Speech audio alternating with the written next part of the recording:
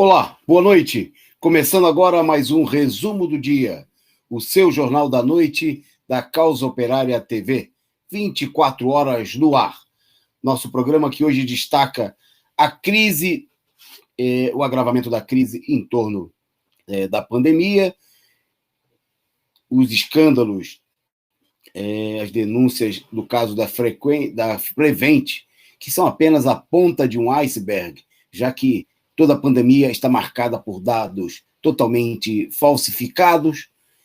Nosso programa destaca também o pouco caso Bolsonaro fazendo mais uma vez na sua live, aí, se referindo à pandemia como uma doença que tirou aí apenas algumas vidas e as abreviou. Nós vamos falar também aqui, destacando no nosso programa a aprovação na comissão da Câmara da PEC 32, a PEC de destruição dos serviços públicos. Vamos apontar também aqui o Senado, que aprovou aí a flexibilização nos gastos da educação e, no dia de ontem, o veto à volta das coligações. Bom, o ex-presidente Lula destacando que o Brasil, como o maior exportador de carne, não pode ter o povo sem poder comer. Bom, no cenário internacional, a crise na Argentina, o estouro da Evergrande, a empresa chinesa, que com um rombo de mais de 300 bilhões de dólares, e o Talibã, que destituiu o representante capacho dos invasores na ONU e pediu para discursar na ONU, né, em nome representando aí o Afeganistão, a quem o grupo governa nesse momento. Bom, estas e outras notícias nós vamos discutir aqui e apresentar com vocês. Daqui a pouquinho tem a participação da companheira Andréia Truz. Nós queremos pedir desculpas aí à nossa audiência, os amigos.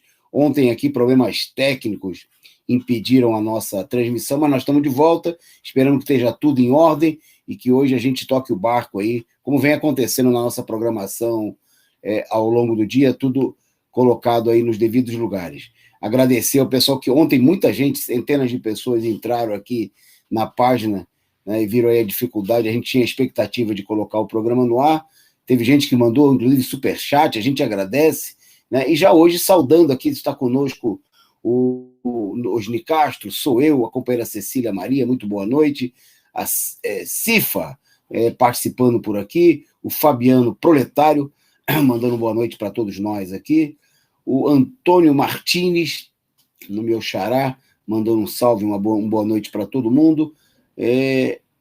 Mídia Mentirosa é o nome do nosso amigo, é o pseudônimo do nosso amigo internauta, nossa amiga, e mandou aqui dizendo: PSDB, partido só de bandidos. Né? PSDB que ajudou hoje a aprovar aí na comissão da Câmara, nós vamos falar disso, a PEC 32. O companheiro Jesus era um humano que chegou por aqui mandando também a sua figurinha, a sua contribuição, o seu superchat, junto com Sou Eu. Muito obrigado aí, companheiro Sou Eu, participando. Desta vez eu consigo, também já está entre nós. O MDS 123 dizendo: quero pagar impostos com os meus serviços, não com meu dinheiro. E o Rude Pride mandando também seu boa noite, as saudações marxistas, revolucionárias aí para todos nós. Boa noite também para o companheiro, membro aqui do canal, Marcelo Bartarci, que já está conosco. Bom, e vamos para a nossa pauta, e vocês nos ajudam aí, além de fazerem como a Cecília Maria e os demais aqui, contribuírem mandando a sua contribuição, vocês nos ajudam também compartilhando o link aqui da Causa Operária TV, do programa Resumo do Dia, para chamar o pessoal, os amigos, o pessoal do grupo do trabalho, dos familiares, para assistir esse jornal desse canal que não tem rabo preso com os capitalistas, que não tem rabo preso com os inimigos do povo, que é um jornal de luta a serviço da causa dos trabalhadores e de todos explorados. Bom, enquanto a gente aguarda daqui a pouquinho a presença aí da companheira já confirmada, da companheira Andréia, nós vamos para a pauta, né? Nossa pauta hoje que está recheada, tem ainda algumas pontas importantes que ficaram do dia de ontem. Então vamos ver o que a gente consegue livrar aí com vocês no dia de hoje. Bom, começando com destaque, ato de protesto com a ocupação das bolsas de valores contra a fome realizada aí por militantes do MTST aqui em São Paulo. Bom, obviamente, o ato foi um ato simbólico, né? Eles ficaram aí no prédio por pouco. Não dá para dizer que é uma ocupação de verdade, aqui queria chamar a atenção, né? Tornou-se comum chamar de ocupação os protestos realizados em determinados prédios. Isso não é ocupação. Ocupar, né, quando você ocupa um local e lá permanece, né? Entrar num prédio e se retirar após alguns minutos é um protesto, não é uma ocupação, né? São coisas distintas. Isso aí ficou muito comum no movimento estudantil. O pessoal vai lá, entra no prédio, na sala do reitor, na sala da reitoria, e diz que está fazendo uma ocupação.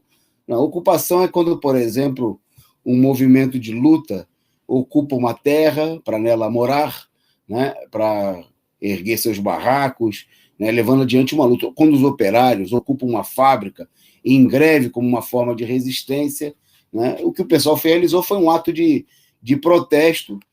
Nos chama a atenção aí com uma ampla cobertura da imprensa burguesa, né, sem repressão, né, diga-se de passagem, e o MTST, que é o grupo liderado por Boulos, que é muito dado a essas performances, né, disse que a ocupação foi um grito pelo preço de comida e pelo gás. Bom, oxalá que o movimento se entenda para ocupações efetivas, de locais para moradia, de supermercados para prover os alimentos para quem está passando fome, né, numa luta efetiva. Atos de protesto, eles são bastante significativos, como eles ganham o apoio aí da mídia, da chamada mídia, né, da imprensa golpista, mais apropriado o termo, e quando são efetivos movimentos de luta para arrancar conquistas, né, quando não dependem simplesmente do apoio da imprensa golpista para serem divulgados, para darem algum prestígio a esse ou aquele determinado grupo, né? Então, que a luta, de fato, é bom destacar, inclusive, que o ato só aconteceu após, né, no momento já de fechamento da Bolsa, né, para evitar, que não teve nada de impedir o funcionamento da própria Bolsa de Valores, o que mostra, inclusive, que a ocupação não era uma ocupação efetiva, não visava impedir sequer, né, o funcionamento da Bolsa de Valores por algum período determinado, provocar qualquer tipo de prejuízo aos capitalistas. Era só, né, um ato para aparecer na imprensa, né, chama atenção, e a gente quer destacar isso daqui, e por melhores que sejam aí as intenções dos militantes, né, e nos chama atenção o destaque, né, que a imprensa procura dar a esse tipo de movimento, enquanto outras ocupações de verdade, às vezes até aquelas realizadas pelo próprio MTST, não ganham destaque nenhum, né, quando são uma luta efetiva que incomoda ao Estado, quando incomoda aos capitalistas. No caso aí, né, feito o protesto, o pessoal se retirou, né, sem nenhuma, digamos assim, sem nenhuma medida de repressão da parte do Estado, e, repito, né, com uma divulgação aí em todos os canais da imprensa golpista. Bom, vamos em frente na nossa pauta, né, destacando aqui na sequência, eu vou acompanhando aqui para ver se a Andréa já está aqui entre nós, ela que tem um compromisso, está terminando, deve estar chegando por aqui. Bom, eu queria destacar da nossa pauta, ontem o país inteiro e até setores da imprensa, chamada imprensa alternativa, veicularam a ideia, né, a propaganda de que a Anvisa, né, poderia promover a prisão do Bolsonaro, né, caso ele descumprisse o isolamento decretado na volta dos Estados Unidos, né. Bom, a notícia se soma aí a uma série de medidas que são uma espécie de farofa, né, uma palhaçada que vem sendo feita por muitos setores para procurar iludir a população de que aquilo que o judiciário, setores judiciários, da CPI falam, né, e outros setores corresponde efetivamente ao que está acontecendo, né. Então, técnicos da Anvisa disseram que o Bolsonaro teria que cumprir, né, diante, inclusive, do fato de que o ministro da Saúde, né, pegou Covid, está de quarentena nos Estados Unidos, né, hospedado lá nos hotéis, pago aí a peso de ouro com o dinheiro dos trabalhadores brasileiros, assim como acontece em todas as caravanas, né, internacionais que viajam para fora, não é uma particularidade do Bolsonaro. Bom, e o Bolsonaro que foi lá e fez todo o circo, né, da sua campanha eleitoral, né, foi ameaçado aí, né, foi nas manchetes e até nos memes, nos cards de setores da esquerda, de que o Bolsonaro poderia ser preso, né? Imagens como essa que vocês estão vendo aí, memes, circularam a rodo, né? Bom, provavelmente a resposta do Bolsonaro a isso aí seria essa risada escrota dele, né? E a gente se perguntou quem iria fazer a prisão do Bolsonaro. Seriam esses aí, os técnicos da Anvisa, que entraram no estádio para impedir o jogo do Brasil com a Argentina, né, dias atrás? Obviamente que essa ideia é uma ideia absurda, né? O pessoal que acredita nesse tipo de coisa, que a Anvisa vai prender o Bolsonaro, né, pode acreditar também em Coelhinho da Páscoa, Papai Noel, né, ou qualquer outra coisa. Bom, ontem a gente viu aí, essas notícias corriam aí adoidado, né, semeando a ilusão de que, né, o órgão que não toma nenhuma medida efetiva de controle, que fez aquele circo lá do jogo do Brasil com a Argentina, iria tomar algum tipo de medida efetiva contra o Bolsonaro. Bom, obviamente que essa conversa é conversa sem pé nem cabeça, né? É fruto da mais profunda ilusão, né, de pessoas que procuram apresentar que as coisas, como se as coisas fossem tão simples assim, né? A Anvisa vai prender o Bolsonaro, ora é a CPI que vai prender o Bolsonaro, o pessoal só prende sargento reformado e por 15 minutos, né? Porque depois que o general liga mandando soltar, o pessoal solta na hora. Então, obviamente que isso aí é um circo, né? É a tentativa... nós destacamos aqui, inclusive, que toda aquela manifestação do Bolsonaro é parte do esquema de campanha eleitoral do próprio Bolsonaro, né? O Bolsonaro está fazendo aquilo que todo político burguês, safado, sem vergonha, como quase todos eles são, fazem, que é fazer jogo de cena, né?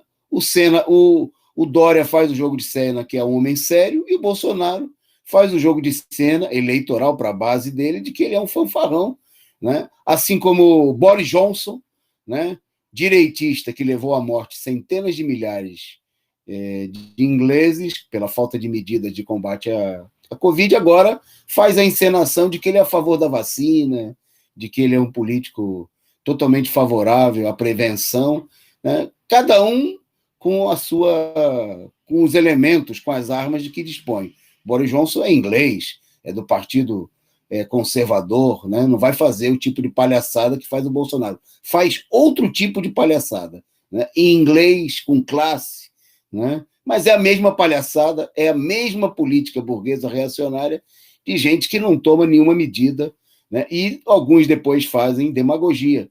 É o caso que eu vi agora há pouco o representante do Departamento de Estado dos Estados Unidos na questão do Haiti se demitindo, né, diante dos maus tratos impostos aos imigrantes haitianos nas fronteiras com os Estados Unidos, né? E alguém apontava o seguinte, que o Biden ele tem a mesma ação do Trump sem as mesmas palavras, né? Então, a diferença entre o Bolsonaro e os outros políticos que fizeram encenação lá na ONU é que um faz de um jeito e outro faz do mesmo jeito, mas fala de maneira diferente, né? Então, obviamente que tudo isso, assim como a ameaça de prisão ao Bolsonaro, não passa de pura encenação e de conversa fiada. Bom, já está conosco, e ainda bem, a companheira Andréia Truz. Boa noite, Andréia.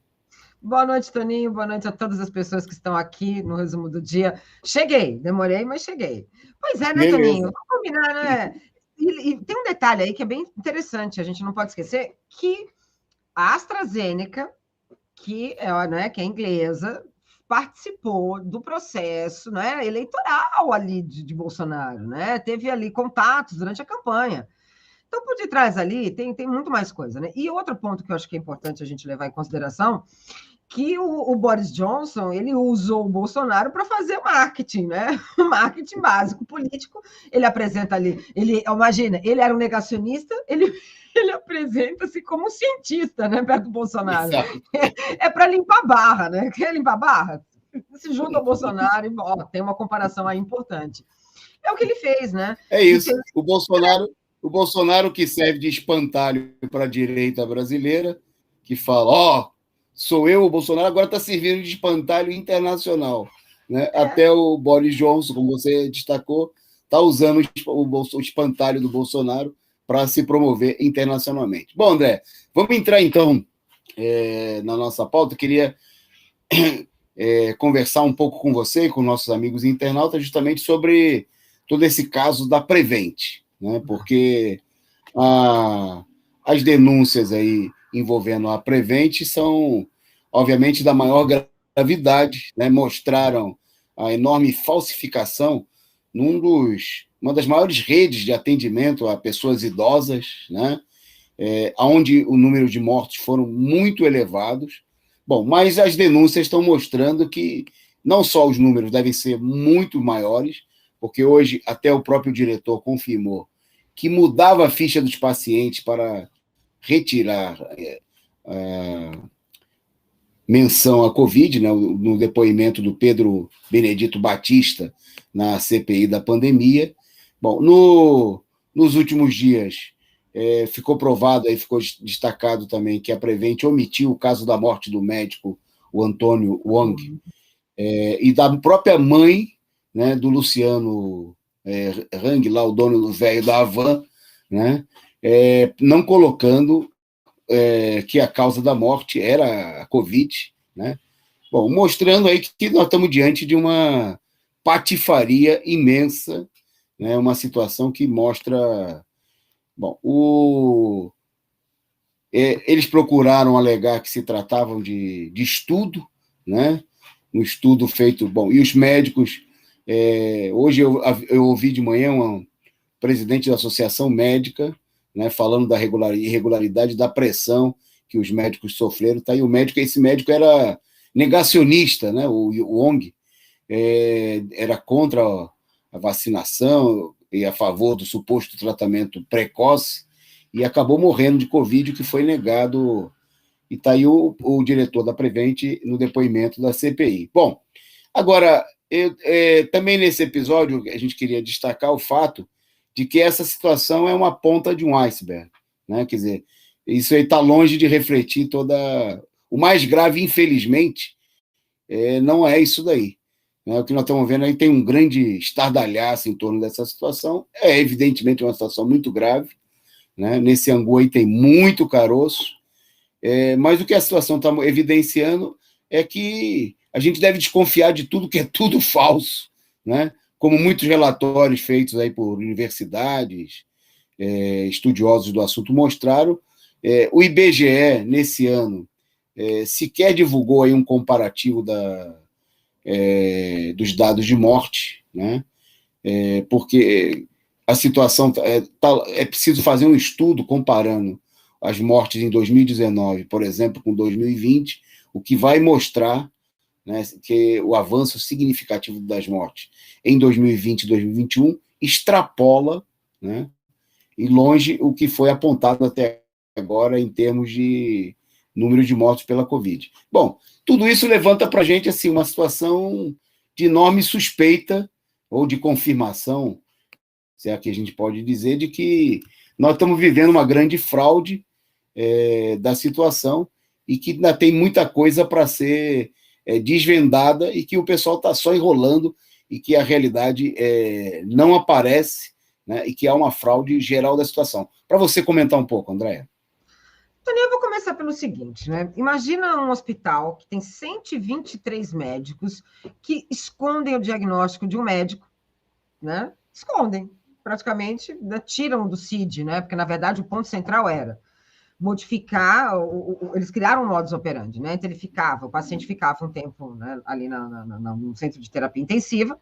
Quando ele saía, mudava-se ali o CID para dizer que ele não tinha mais Covid e ele vinha a óbito com uma outra doença, né? E ali ele tirava essa possibilidade. A relação do médico, eu chamo muita atenção, porque muita gente questionou, né?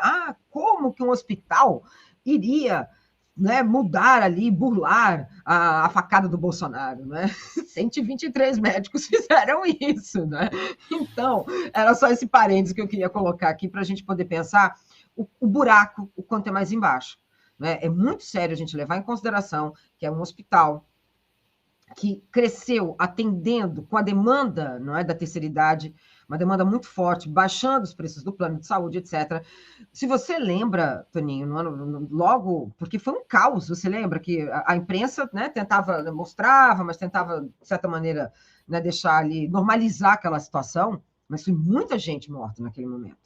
E dentro desse processo, é nesse momento que eles morrem. Né? É na hora que você troca, você modifica, né? Primeiro, o uso absurdamente, né, de medicamentos preventivos que não têm efeito nenhum. Inclusive, na CPI ontem, eles falaram, olha, né, tem dados que mostram que vocês, a empresa, inclusive gravação, né, que você recebia o kit Covid. E não foi somente a Prevent Senior. A Unimed também usava esse artifício. Teve prefeituras que estavam obrigando seus funcionários a tomar o kit preventivo. E por detrás disso, existe um mecanismo, né, de produção desses medicamentos, que estavam nas mãos das Forças Armadas. Então, é muita coisa, né? É muita coisa para a gente... É um novelo que a gente vai ter que realmente né, procurar. Aí, uma outra coisa que me chamou muita atenção, Toninho, era a forma, né, como esses caras articulam, né? Ontem levantaram a questão daquela frase, né, obediência e lealdade, né, que era um dos lemas do hospital. Lema nazista, básico, né? Então, que é isso? Né? Mas o médico já foi embora, o médico não tá, mas esteve, né? Mas enfim. Mas o ponto né? Tinha uma brincadeira que a gente falava quando era jovem, que era assim, que quando a gente brigava, assim, olha, a gente não pode brigar nem, né, no Dia das Mães por causa da sobremesa. Então, a gente não, né, mãe a gente não mexe. E aí, o Luciano Hang leva a mãe dele, Luciano Hang, grana tem, né? Quem é de São Paulo, Toninho, sabe muito bem que tem hospitais ali que, né, teriam condições né, de alto padrão, né, que esses caras poderiam pagar. Né? Pode até numerar, não vou falar aqui porque eu não vou fazer propaganda para golpistas também. Mas, enfim, poderia. E ele foi? Não, ele leva a mãe dele para o Prevent Senior. Toninho, tem um hospital ali de ponta, né? Ele tem grana, né? Poderia estar num hospitalzinho bom para curar a mãe. Aí a gente começa a chegar à conclusão que ele usou a mãe como experiência. E isso é muito feio, gente. Como mãe, eu falo, não façam isso. E é patético, né? É horrível, é horrível. Primeiro, pela perspectiva dessa relação de aceitar, né? Aceitar era um teste, uma cobaia, né? Eles aceitaram, um hospital que aceita isso, né? Um hospital de idosos que aceita passar, e cada vez está ficando mais claro que há uma relação entre o Ministério da Saúde e esses, né? Aquele Paulo Zucolo, não, o biólogo, não, o biólogo não, o infectologista, esqueci agora o nome dele. Ele ligado com a Yamaguchi lá, né, aquela Anise, né, ela cuidou do Wong, 123 médicos esconderam isso. Eles querem processar, aliás, agora a médica foi chamada, a médica não, a advogada dos médicos que ocorreram também, um outro ponto, nem todos os médicos estavam ali concordaram. Os que não concordaram em dar medicamento preventivo foram mandados embora. Os que não concordaram em mudar o CID, né, que é aquele Código Internacional de Doença, foram mandados embora. E ontem ele citou, né, que eles estão sendo processados por ter invadido o sistema e mudado o sistema. E aí, num determinado momento, né, ele escapa, né, porque não tem jeito, chega uma hora que ele escapa, né, e escapou ali que eles mudavam o código. Né? Então, o diretor da Prevent, ele chegou a confirmar que havia uma mudança de código, e aí, né, se você muda o código, você comete um crime, né, Toninho? Então, é muito mais embaixo, né, muito mais embaixo. E aí, a morte do Anthony Wong, que, olha só, um médico negacionista, num hospital, que estava fazendo experimentos, ele morre, e o hospital muda o laudo da morte, muda a certidão de óbito, né? Não tem nem o que dizer, a gente tem muito o que descascar nessa história, né? Na verdade, é muita sujeira, ganhou-se muito dinheiro, né? Porque, de novo, nesse momento, se você pega as datas, é um momento também que, logo depois, você tem as Forças Armadas ampliando a produção de quê? De cloroquina. Né? Então, o interesse era ganhar, lucrar. A princípio, com o medicamento preventivo, depois o negócio ampliou quando eles viram que a vacina dava lucro, então vamos vacinar, né? Mas vamos vacinar com a Covaxin. Então, basicamente é isso. Então, me assusta, viu? Sou mãe e fico bem assustada. Luciano Hang, o negócio é pesado, né? Bem pesado. Não, mas você não tem nenhum filho não. nazista, bolsonarista, né, que vai... Bom, o exemplo mostra aí que o pessoal não perdoa nem a mãe, né? Eu me lembro de uma campanha publicitária, muitos anos atrás, que era "Nem um monstro esquece a sua mãe", que era uma campanha em torno do Dia das Mães, né? Tá provado aí que tem monstro que esquece e até entrega a mãe para ser morta, para defender as posições ultradireitistas e reacionárias que atrás dos quais ele se encontra, né? Bom, só antes da gente seguir aqui na nossa pauta, já vamos falar daqui a pouquinho com o André também, discutindo aí as últimas declarações divulgadas do Bolsonaro, minimizando as mortes da Covid, mas antes eu queria agradecer aqui o superchat, desta vez eu consigo, muito obrigado aí pela sua participação, a colaboração conosco, você que está aí nos acompanhando, né, siga o exemplo do Desta Vez Eu Consigo, do Jesus Era Humano, do Sou Eu, da Cecília Maria, contribua, ajude a sustentar essa imprensa combativa, independente, revolucionária, que é a Causa Operária TV. A Amanda Lima destacando, meu Deus, que horror, um horror mesmo, né, é uma situação digna de um filme de terror, né, mas é a situação que nós estamos vivendo, né, bom, mas tem mais aí pior, porque o Bolsonaro, segundo foi divulgado aí, em entrevista com os grupos da extrema-direita que ele se encontrou no mês passado, né, mais de uma hora que foi concedida ao movimento negacionista Querdequem, né, ligado à extrema-direita alemã, não sei se é exatamente essa pronúncia, meu alemão não é o meu forte, mas ele declarou o seguinte, que a Covid-19 apenas encurtou a vida de muitas pessoas, principalmente as pessoas com comodidade, que a pandemia teria provocado um encurtamento da vida em apenas alguns dias e algumas semanas,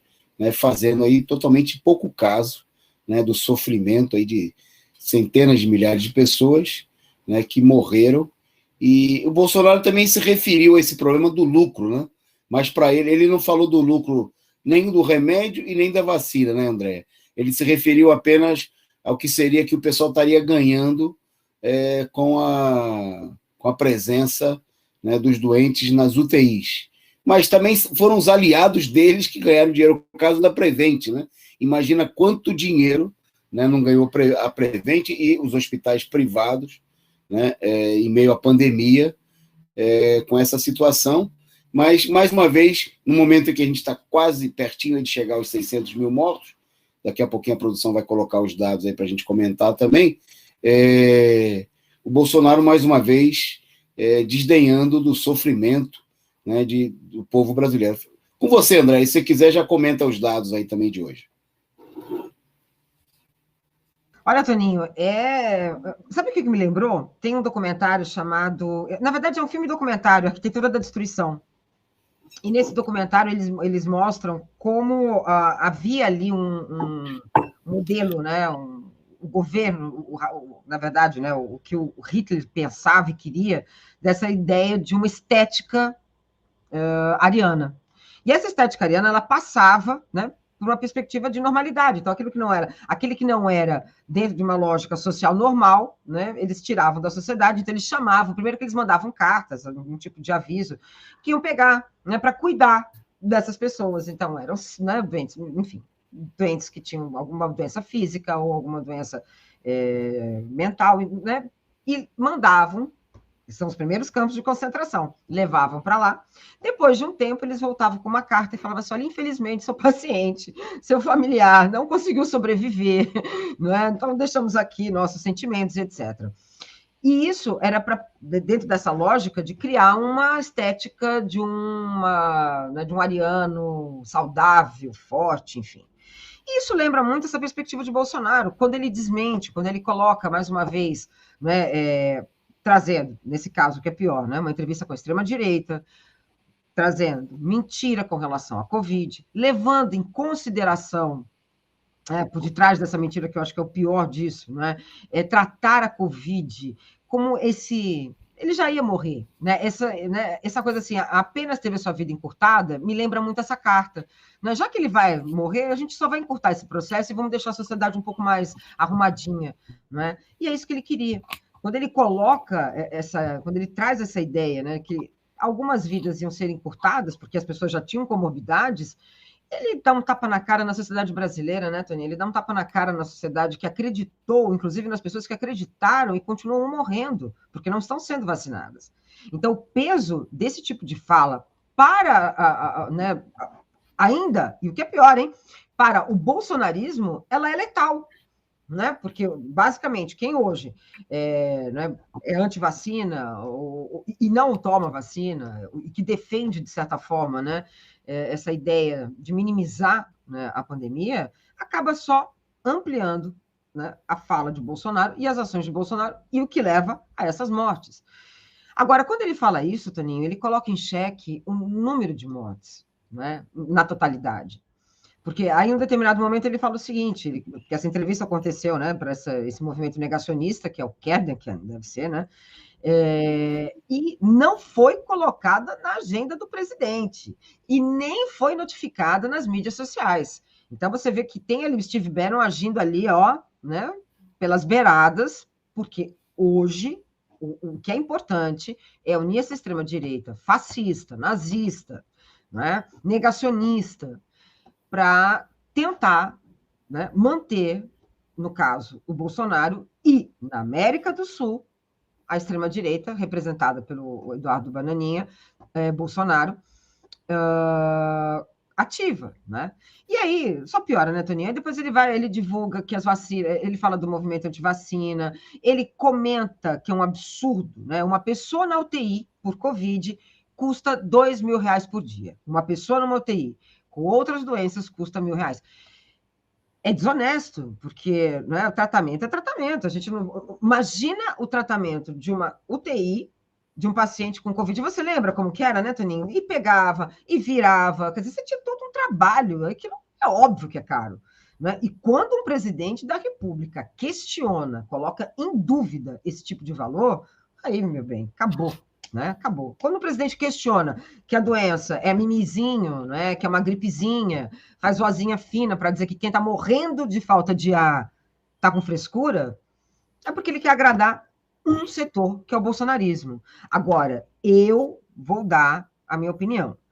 A esquerda perde muito tempo reverberando a fala de Bolsonaro. Né? É tempo demais que se perde brincando. Então, ele fala uma coisa, lá vai a esquerda falar o dia inteiro, comentar dos absurdos que ele falou. Isso é uma tática do Steve Bannon. Ele caiu nas redes sociais, ele teve uma queda, né? Na segunda-feira, né, aquela história do rato, né, do rato não, da pizza, né, que eles comeram a pizza ali no centro, lá na rua. A esquerda passou o dia inteiro comentando isso, né, e aumentou, tanto que no final da tarde, o hashtag lá, os trend toppings era o Bolsonaro, e para ele pouco importa se é negativo ou se é positivo. O importante é que ele tem que estar na mídia, e ele estando ali na mídia, ele traz, mais uma vez, o seu eleitorado ali, né? Seja para criticar quem está fazendo essa crítica ou para tirar uma onda, mas, de certa forma, o importante para a tática de Bannon e dessa extrema-direita é mantê-lo na mídia. E isso eles conseguem. Portanto, a gente não, porque eu não faço isso, mas a esquerda tem perdido muito tempo reverberando o bolsonarismo, né? Então a gente tem que ficar esperto.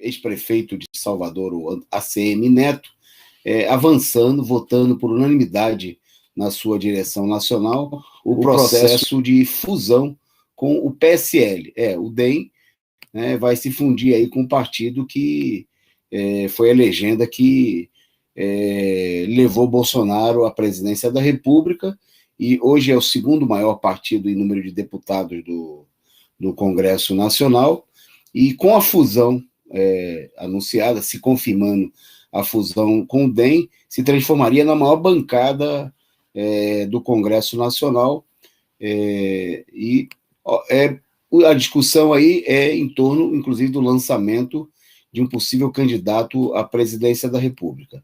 Bom, aí tem negociações tanto para chegar de novo a um acerto com o próprio Bolsonaro, ou setores aí defendendo o lançamento de um candidato da própria legenda que surgiria da fusão, né? É bom lembrar que tanto o PSL e o DEM têm pré-candidatos, né? O DEM tem aí no seu interior o Henrique Mandetta, né? Também aí vem sendo divulgado o nome do apresentador, o Datena, né? Filiado ao partido, e o PSL também tem pré-candidato. Eu, aliás, nem sei se finalmente o Mandetta, o Datena, ficou no PSL ou no DEM. Ele fez encenação de que tinha se filiado ao MDB, já não sei a essa altura, mas finalmente ele ficaria no mesmo partido que surgiria daí.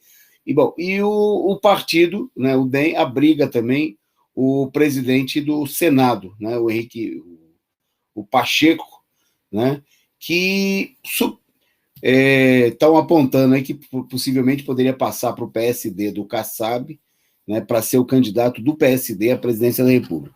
Bom, é a hora do troca-troca, né? Está se aproximando aí, dia 2 de outubro, nós vamos estar a um ano das eleições, né? E a situação. Bom, num outro setor da direita, um racha, né? O Novo, né? Uma sublegenda uma das sublegendas da terceira via, passando aí por um dissenso interno, uma vez que a posição assumida publicamente aí pelo presidente do Novo, o Amoedo, né, de se colocar a favor do impeachment do Bolsonaro, desagradou a maioria da bancada, ou pelo menos uma parcela expressiva da bancada de deputados federais, o Novo que elegeu 8 deputados federais, uma parcela se colocou contra, né, dizendo que não há aí condições, que não há prova suficiente para o impeachment do Bolsonaro. Bom, mostrando que o Novo não tem nada, de novo não tem absolutamente nada, né?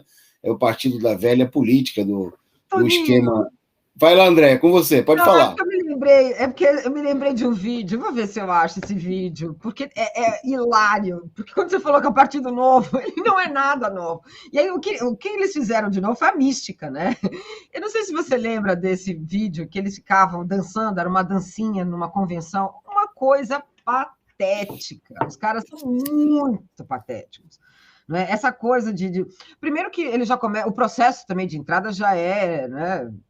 Teve uma vez que eles até queriam pautar a perspectiva econômica, né? Então, só quem tinha muita grana que podia, porque eles não iam. Olha, quem tem dinheiro não vai roubar. Eu tenho que dar risada. Mas, enfim, do novo era isso que eu queria falar, que de novo não tem absolutamente nada, né? E eu acho que vai ter o mesmo. Eu não sei como é que você vê isso, não, Toninho, mas eu acho que ele vai ter o mesmo fim do MBL, né? Esses grupos vão acabar meio que morrendo na praia, né?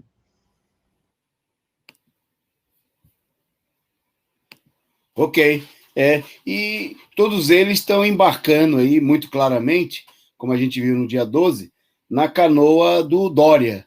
Né? O Dória aí está regimentando todos esses grupos que, direto ou indiretamente, apoiaram o Bolsonaro. Né? Alguns apoiaram diretamente, como você falou, o MBL, e outros apoiaram indiretamente porque foram candidaturas que visavam dividir o espectro da chamada oposição, né, e ver se isso dava uma chance para classificar um candidato da direita, como acabou acontecendo, e no segundo turno eles apoiaram o Bolsonaro.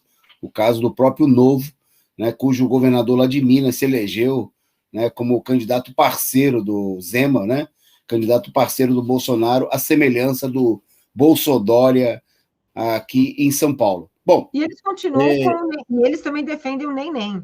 Nem exatamente. Lula, nem Bolsonaro, né? Exatamente. É a política da terceira via, que na realidade é a política do Dória, né, e da direita golpista, que busca aí se construir numa alternativa para manter a mesma política do Bolsonaro, mas trocando, né, aí o cabeça de chapa por um homem mais de maior confiança ainda, né, do grande capital e dos setores mais reacionários do país. Bom, já vou passar para a Andréa comentar aí, e o Senado, como parte de toda essa operação direitista, que a gente vê o pessoal encenando uma oposição ao Bolsonaro, mas na realidade o projeto político que continua sendo tocado é o mesmo.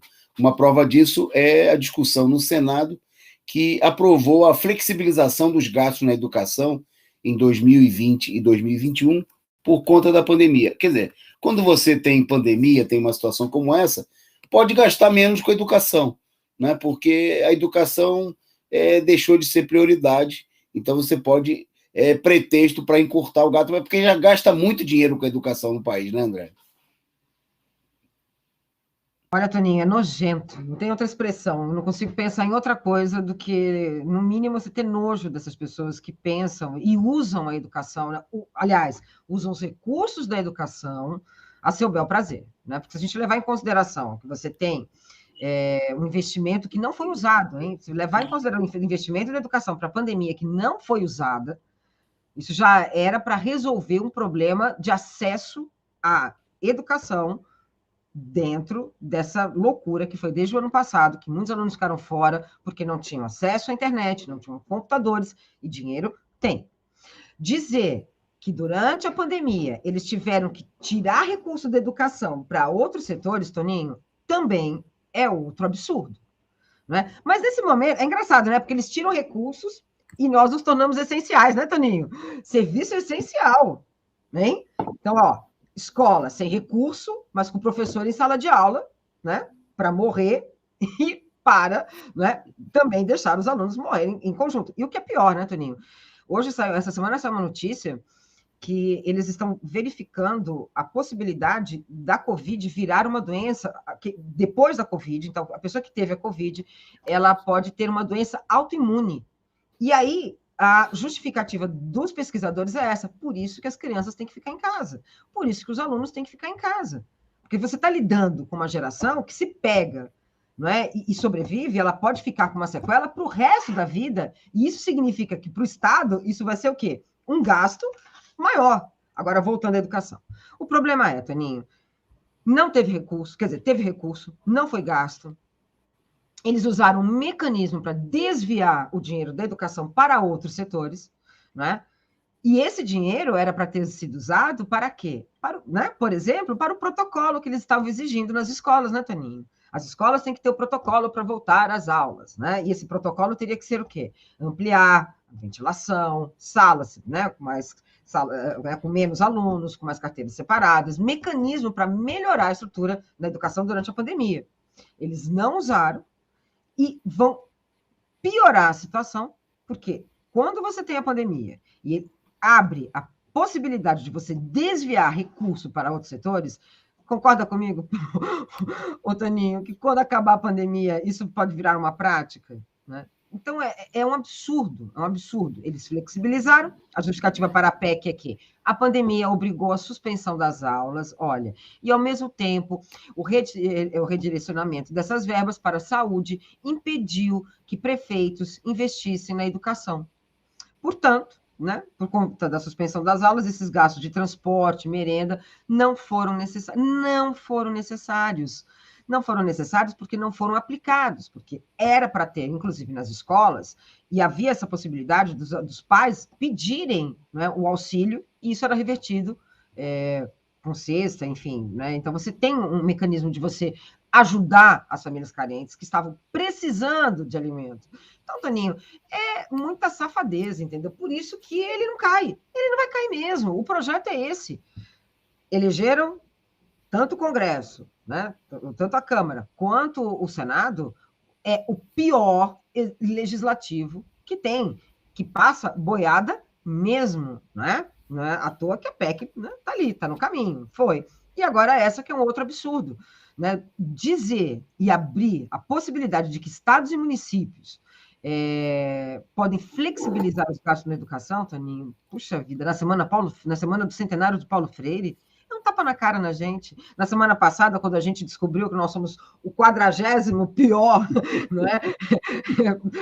classe, né, que recebe o salário, esses dias eu estava conversando com um amigo e eu virei e falei assim, olha, professor que ganha R$18 hora aula se sente milionário, entendeu? Não é? Se sente milionário, porque a gente é uma classe que é explorada dentro de um sistema que é explorado, e o que é pior, né? Eles estão querendo acabar, tirar verba, porque se você tira a verba, você consegue acabar a educação básica por dentro, lembrando que estados e municípios, né?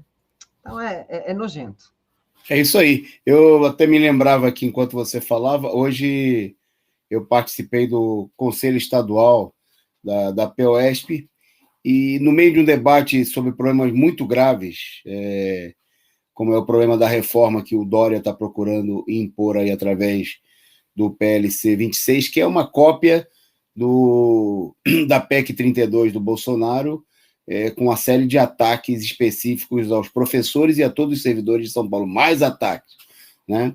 E no meio do debate, uma professora, uma conselheira, falando o seguinte, do sofrimento de muitos professores na escola, e eu vi isso também na escola que eu trabalho, porque no meio da pandemia, o governo implementou aí uma coisa que já era uma medida apontada em anos anteriores, mas eles não tinham, que é a proibição dos professores comerem merenda. E o professor come merenda escolar, não é porque a merenda escolar é maravilhosa, apesar do esforço das merendeiras, que muitas vezes fazem com carinho, com muito esmero a merenda, mas é porque muitos professores têm uma jornada dura, o salário é uma miséria, né? E no estado de São Paulo, o vale-refeição, nos dias que o professor recebe, porque não é pago para todos os dias, é de R$8. Né? R$8 que o pessoal reclama que a esquerda come pão com mortadela, mas se for na padaria comer um pão com mortadela e uma Coca-Cola, não dá para comer com R$8. Né? Então, os professores, inclusive muitos professores agora, por exemplo, o turno da escola tem 7 aulas, e vai até 12h35, e outro turno já começa às 13 horas. Então, nesse tempo, se o professor não comer merenda, não tem nem o que comer, né? Porque está na escola, às vezes tem que correr de uma escola para outra. Bom, e o Dória, o bonzinho do Dória, o fascista do Dória, teve a coragem, né, de impor aí a proibição de que os professores comam merenda escolar.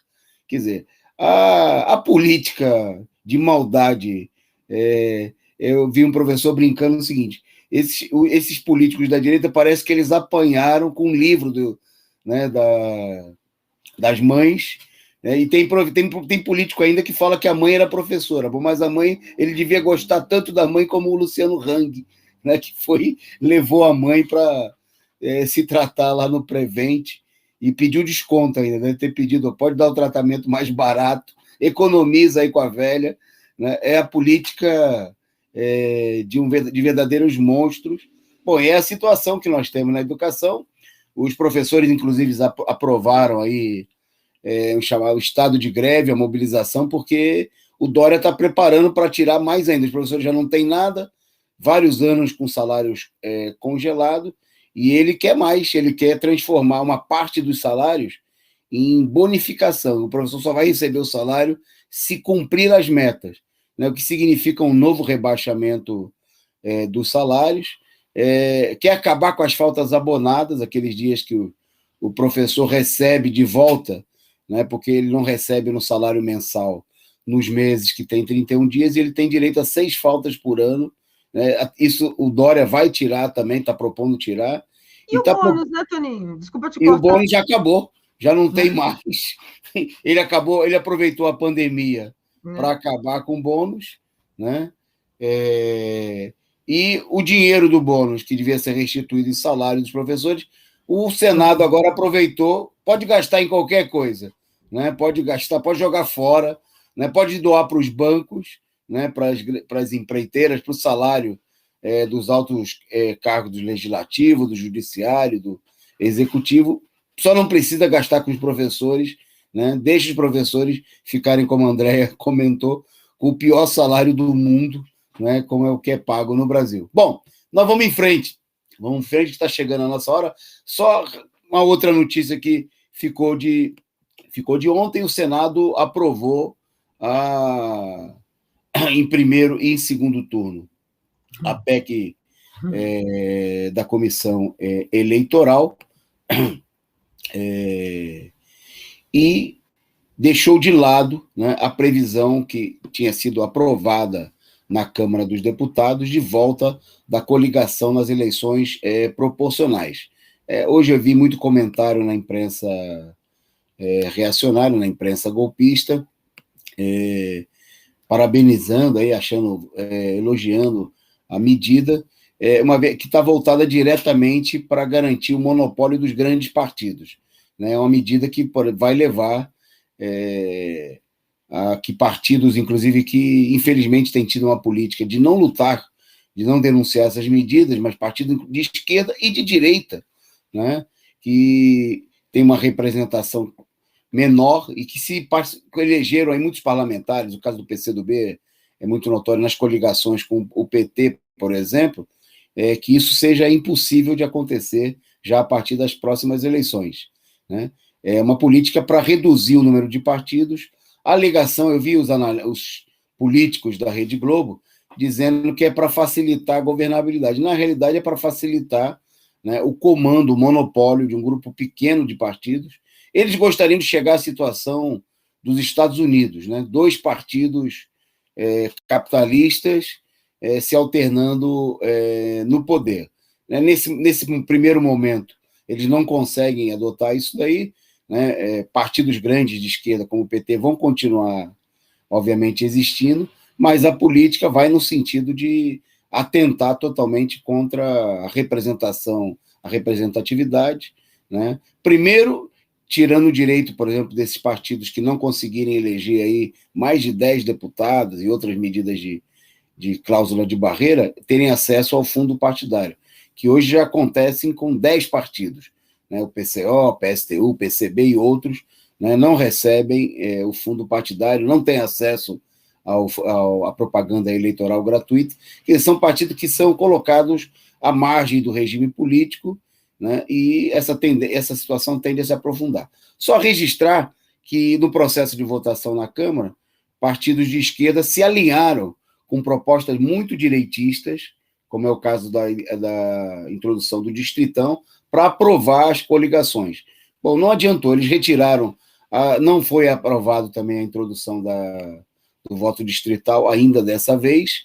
Medidas que provocavam a divisão entre setores da burguesia foram deixados para depois, mas eles barraram as coligações.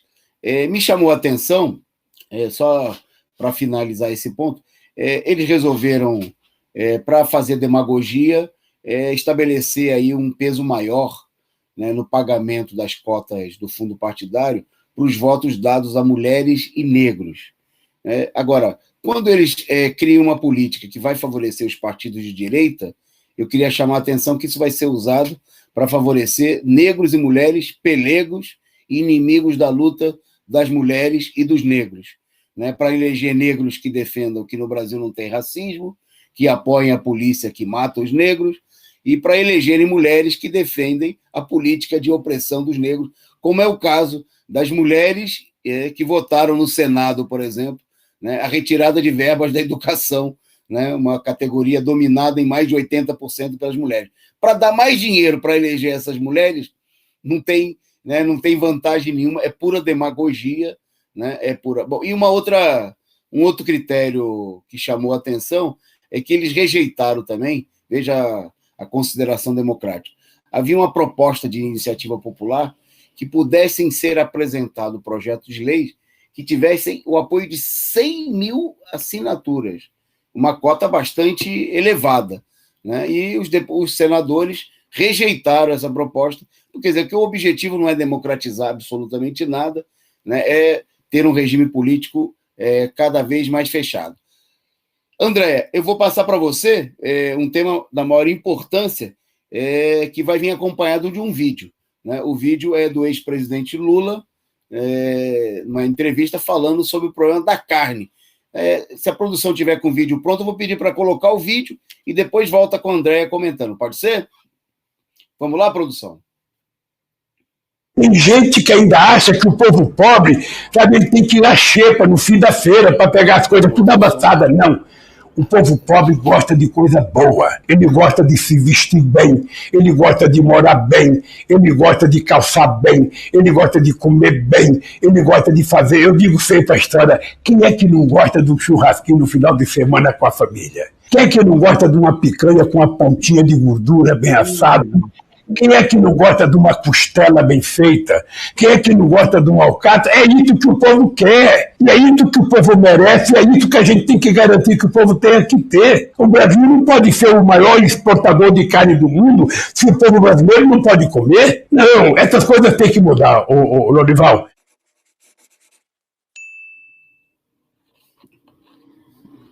Com você, André. E aí o Lula saiu na defesa do churrasquinho, né? Olha, Toninho, eu falo que eu amo esse homem, né? Não tem jeito. É admiração mesmo, porque ele consegue falar, né?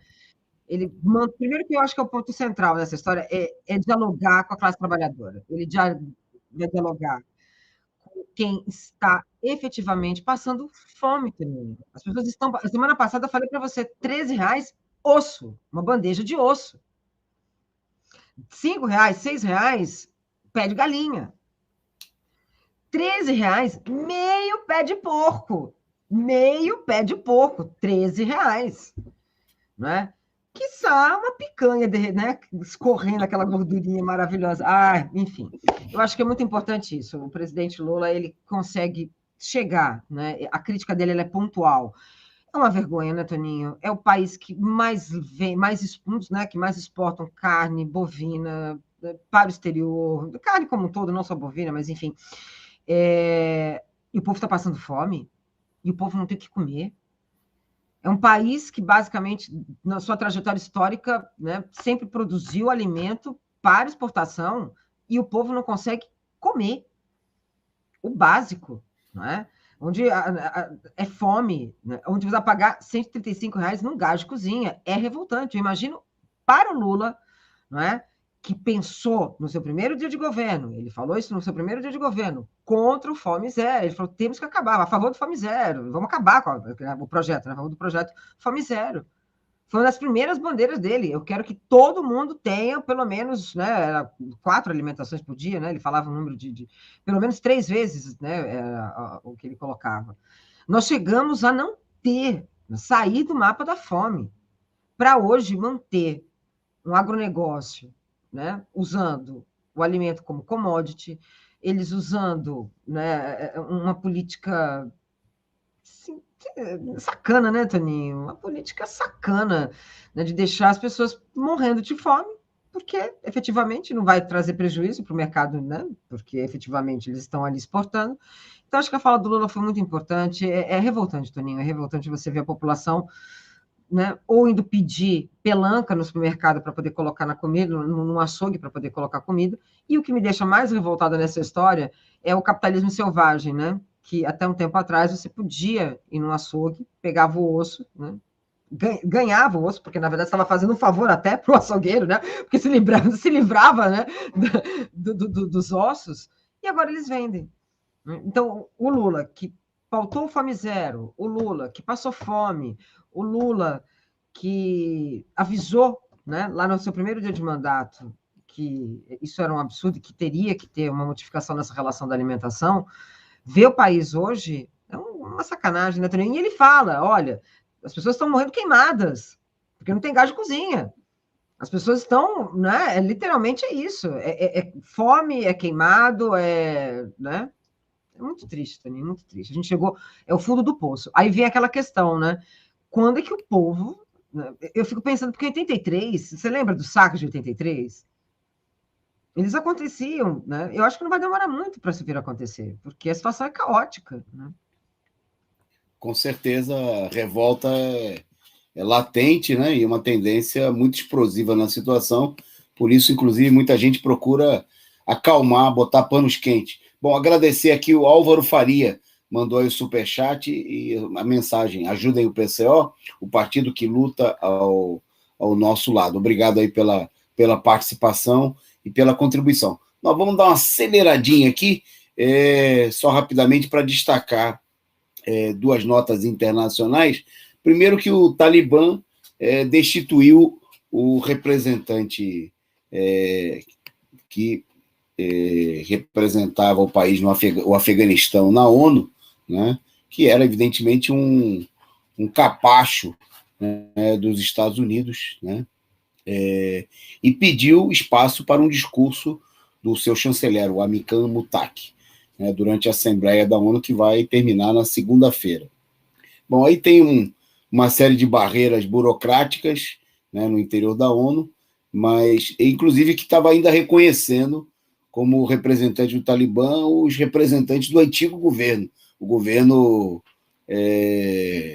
capacho lá, né, súdito dos Estados Unidos, e a posição do Talibã é a favor de assumir o lugar que corresponde, né, a quem, de fato, nesse momento, de maneira reconhecida, está governando o país. Um minutinho para você, André, antes da gente terminar falando da PEC 32, que é a crise na Argentina, né? A derrota nas eleições primárias acabou provocando uma crise entre o casal Fernandes e Kirchner, né? Aí houve a troca dos ministros, mas a crise, a imprensa internacional está apontando aí que o casamento aí, que levou à eleição, na eleição passada, está enfrentando aí uma resistência, tem um momento difícil na Argentina, logicamente pela pressão também da direita, né, André? Olha, Toninho, na verdade, é a pressão da direita, né, a pressão não só do kirchnerismo, mas acho que até mesmo do legado, né, da Cristina Kirchner. E, sobretudo, Toninho, acho que a ressaca do Macri, né? A ressaca do Macri, ela é poderosa, o negócio é muito feio. E aí a questão é, tentaram ali, né, viabilizar um casamento político onde a Cristina Kirchner ficaria como vice, inclusive, lembrando, né, que foi a Catanhede, né, que falou para o Lula fazer isso, né? Seja vice, provavelmente de Ciro, né? Porque aí você transfere os 53% para o Ciro e aí dá certo. Mas não sabe, é óbvio que isso não daria certo, né? O ponto o Alberto Fernandes ele conseguiu fazer algumas mudanças, enfim, né, de cunho social, mas que efetivamente não conseguiu lidar com problemas de estrutura, problemas estruturais, problemas socioeconômicos, né? Então ele modificou leis que deram mais garantias às mulheres, quer dizer, teve ali uma modificação que teve um respaldo, né, que manteve, né, uma certa capilaridade política, só que o resultado das eleições, mais o resultado, né, por conta de uma pandemia e por conta do governo Macri, né, por conta de toda uma situação que a Argentina já passava, chegou né, ali, onde tem mais condições de manter, tanto que a Cristina Kirchner chegou a falar que ela poderia sair do governo, né, e isso traria uma modificação na perspectiva governamental do Alberto Fernandes. Ele está sendo cobrado para que ocorram mudanças estruturais na perspectiva econômica, né, e na perspectiva política, e deixando um pouco essa relação, né, das questões que são importantes também, né, a questão social, dos direitos das mulheres, enfim, do aborto e tantas outras questões, mas que não tem agradado, não é suficiente para resolver um problema estrutural né, de base econômica, resolver um problema estrutural de base política, que é, né, ainda a ressaca de um governo neoliberal de Macri. Toninho, eu acredito que né, está rolando acusação, né, de reorganização do gabinete. Por outro lado, você tem, né, uma tentativa e a Cristina Kirchner já falou isso, olha, se não mudar, nós vamos sair.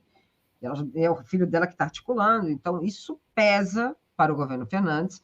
A gente, né, vamos ver o que pode vir a acontecer. De qualquer maneira, né, Toninho, para a gente é importante, né, pontuar que é um governo que veio com uma promessa, né, e que está sofrendo pressão da direita, e isso pode vir a acontecer com a gente, né, para que isso, né, para que esse governo se mantenha mais aos interesses da direita, e efetivamente isso pode gerar um desmembramento uma alternativa, né, contra os partidos neoliberais, né, e argentino, né, também.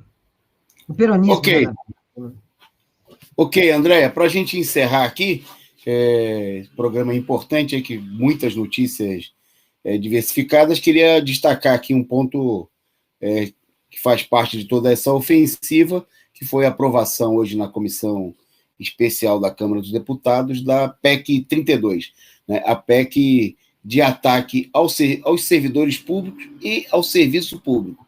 Né? Só para destacar, a gente já falou bastante dessa PEC aqui, contra a qual os servidores estão se levantando em todo o país. Bom, o texto aprovado, aí, encaminhado pelo relator, o Arthur Maia, do DEM da Bahia, prevê, dentre outras coisas, a possibilidade de reduzir o salário dos servidores em até 25%. O pretexto vai ser uma redução da jornada com redução do salário. Né? E, para isso, basta que os governos aleguem, seja aprovado aí pelo parlamento, um cenário de crise fiscal. Ou seja, numa situação de crise econômica que nós já estamos tendo, né, estabelecer uma situação de crise fiscal é coisa... No próprio governo federal, nós temos, nesse momento, uma situação de crise fiscal, onde o Ministério da Economia está alegando que não tem dinheiro, né, para pagar os precatórios, né, e uma medida que o Guedes bolou, e isso aí poderia ser usado estados, prefeituras, reduzir o salário dos servidores. Então, os servidores que já estão ganhando uma miséria com o salário congelado, né, poderiam ser obrigados a abrir mão de uma parte dos seus salários para socorrer o Estado em crise. Porque é o problema, não dá para deixar os banqueiros sem receber quase metade do orçamento público que eles levam embora, né? Não dá para deixar as grandes empresas sem os recursos do Estado. E diminuir os salários de quem ganha muito, nem pensar. Né? Imagina aí os generais que foram promovidos a marechais, né? Reduzirem aí o seu salário, os ministros. Não pode, tem que atacar o pobre do servidor, aquele que já ganha uma miséria. Bom, e o projeto prevê também, nesse pacote de maldades, entre outra coisa, incentiva a privatização e a terceirização. É o caso do artigo 37, que permite a parceria entre governos e a iniciativa privada, né, para a execução de serviços públicos. Quer dizer, é a política de privatização de tudo, da destruição dos serviços públicos. Nós vamos falar mais dessa PEC, né, contra a qual os servidores estão se mobilizando aí em todo o país, mas a PEC, a destruição, como diz o Duarte aqui no chat, é o fim dos serviços públicos, né, que poderiam ser transferidos aí em larga escala para serem realizados aí pela iniciativa privada. André, para o seu comentário final e para você se despedir aí dos nossos amigos internautas. Pois é, Toninho. A gente vai... Eu perdi aqui um pouquinho, eu estava dando uma olhada na notícia. Eu vou fazer o comentário da reforma da PEC 32, não é isso? Isso. E pode se Que despedir de maravilha, né, realização. Toninho? PEC 32, né? Você sabe que eu tenho uma amiga que ela foi para Brasília, né? Na verdade, ela faz parte do sindicato dos trabalhadores do judiciário. E o Lira fez de tudo para que eles não entrassem. Então eles tinham acesso a uma ala, um determinado lugar. Aí, quando eles iam, eles prendiam esse acesso, eles não tinham mais. Então, os deputados tinham um número de pessoas que poderiam levá-los para eles poderem participar. Quando chegavam lá, não podia mais. Aí tinha que trocar, né, aí tinha que trocar de deputado. Aí você já não conseguia entrar. Então, eles arrumaram N mecanismos para que você não tivesse uma participação da sociedade civil. Né? Toninho, mais uma vez, a gente só repete o que a gente tem falado aqui, né, desde sempre. Esse governo foi né, a base dele foi manter a política neoliberal introduzida com o golpe, né, de 2016. Nós elegemos o pior, né? Eu acho que o segundo pior, que eu acho que o primeiro pior foi em 2014, mas o segundo pior Congresso, né? E o resultado é esse. Essa PEC 32, ela é um absurdo, Toninho. Né? Eu tenho feito várias reportagens, né, várias entrevistas no 247, e para a nossa área, ela né, acaba. Para a área do servidor público, né, que é o que está ali trabalhando, né, que está lá na base, ele simplesmente acaba. Os altos salários mantêm, não é? Os altos cargos vão ser mantidos. Enfim, o processo ainda está na luta, né? Ainda estão em luta, teve uma perda, né, de 28 a 18, mas no final eu vi um vídeo eles comentando, olha, isso não é ruim não, até que é bom, porque podia ser pior. A situação é tão ruim que a gente comemora esse número, Toninho. Mas a gente tem que continuar realmente na luta, porque essa PEC, ela é o ponto, né, para fechar o corte de gastos, aí junta tudo. E aí a gente pode... Eu vi, esses dias era assim, na segunda-feira, né, quando teve a fala do Bolsonaro, foi na segunda, né? Aí veio assim, o hino nacional mudou. Eles pegaram uma música da Vanessa da Mata, que é assim, acabou, boa sorte, tá tudo acabado. Então o hino nacional é esse, né? Boa noite, acabou, boa sorte. Que basicamente é isso, né, Toninho? É a terra arrasada, o que eles querem é isso, é terra arrasada. O problema é que tem gente lucrando e tem gente que vai ficar aí por gerações sofrendo, né, as consequências desse governo e desse golpe. Eu dou boa noite e até semana que vem. É isso aí, André. O caminho é ir à luta, né? Dia 2 nós estamos de novo nas ruas pelo Fora Bolsonaro, contra a PEC 32 e todos os ataques ao funcionalismo, contra as privatizações. E amanhã a gente fala mais da mobilização, porque nesse final de semana tem plenárias do Bloco Vermelho. Aqui em São Paulo acontece na PEOESP, a plenária com companheiros do PCO, do PT, da CUT, ativistas dos comitês de luta, e vamos organizar para ir para as ruas, né, contra a política de que o movimento de luta dos trabalhadores seja dominado pela direita. Resumo do dia volta amanhã. Eu vou estar com vocês e a Andréia, semana que vem, está aqui de novo com a gente. Muito obrigado, Andréia. Obrigado a todos vocês que acompanharam o nosso programa e a produção sob o comando do companheiro Gabriel. Boa noite, Andréia. Boa noite a todos os internautas. Valeu. Valeu, gente. Falou, Toninho.